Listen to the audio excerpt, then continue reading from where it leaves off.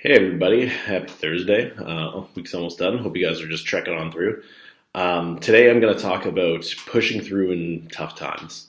So one thing that I think is very important, and this kind of my idea kind of came from a quote from a motivational speech I listened to, and it goes a little something like this, where he says, people come in my office crying, you know, he says, don't cry to give up, cry to keep going. Don't quit. You're already in pain. Get a reward from it. Which I think is very powerful because I know myself that sometimes, it can be discouraging when, you're hitting sort of resistance when you're going towards your goals. But the important part is that you have to kind of assess it and kind of make sure that you're constantly reviewing and constantly looking at it. So, oh, I'm stuck in my throat.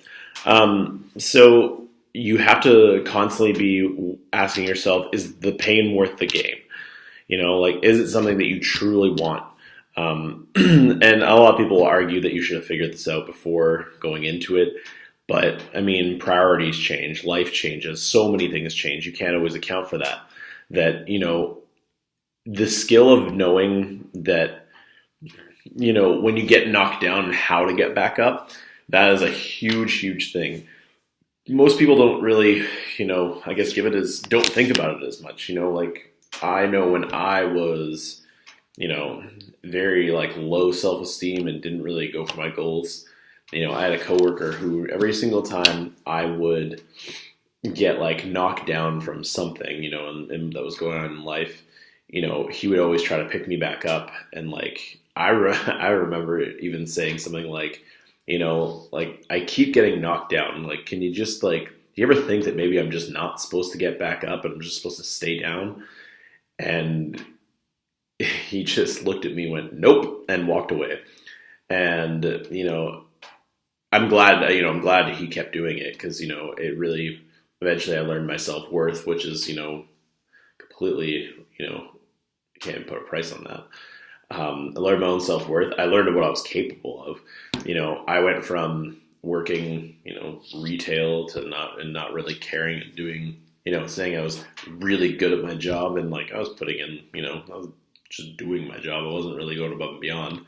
To, when I moved from there to a telecommunications company, I busted my ass in a short period of time. And I looked at myself and I was like, where has this other person been, all along? So yeah, so always assessing whether the pain's worth the gain. When you do get knocked down, it's important to know that that's to be expected. It's not, it's not normal to just succeed instantly and have no resistance. Anything that's worth it is always going to take, it's going to take time. It's going to take dedication. It's going to take perseverance. You're going to go through a lot of things through that. Bruce Croxton said, when I met him the other week, is, he's like, I go into things knowing that I'm going to succeed at least 51% of the time to know that I'm going to get knocked out at least the other 49%. Which, some people are like, oh, that's so high. I don't think so, though, because, someone like him or, depending on what you're doing with your life, you might be going out there getting a lot of challenges, getting a lot of feedback from the world. That's not a bad thing. I used to hate getting feedback because I used to think I was doing something wrong, that I was, I felt like it was not like a punishment, but it was like a scolding, whereas now it's I thrive on the feedback. When I get feedback, I'm excited because, I'm working towards, this list of things, but then I'm like, they're like, hey, you know what? I know you're working on all this stuff, but, you could actually do this part better too, and it's not that it's, and a lot of the feedback I end up getting right now is it's not so much you're shitty at this. It's, hey, you're doing good at this, but you could do even better. And, adding that in there, why would you not want to be the best person that you can be? You know what I mean? So getting that feedback from the world, whether it is, something like that, where it's you're doing good, but you could do better, or it is just, hey, you're really doing shit at this. that will hurt and it'll suck to hear.